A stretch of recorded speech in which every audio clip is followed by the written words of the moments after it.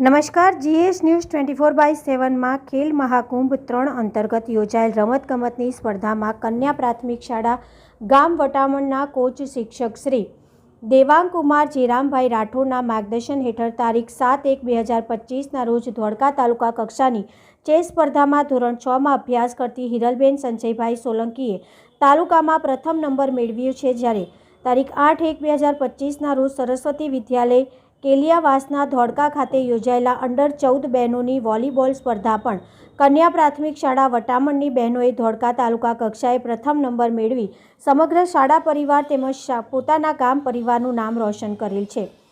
Chess તેમજ volleyball રમતમાં વિજેતા થયેલા ખેલાડીઓ અમદાવાદ ખાતે જિલ્લા કક્ષાએ યોજાનાર સ્પર્ધામાં ભાગ લેવા માટે જશે. તે માટે શાળાના આચાર્ય શ્રી શંકરભાઈ મકવાણા તથા આરોગ્ય સમિતિના ચેરમેન ગોવિંદભાઈ મકવાણા તેમજ ગામના સરપંચ રાજીબેન સોલંકી અને તમામ ગામના આગેવાનોએ ખેલાડીઓ તેમજ કોચ દેવાંગકુમાર જે રાઠોડને શુભકામના પાઠવેલ છે. Reporter Ramesh Solanki, GS news 24/7 Dholka.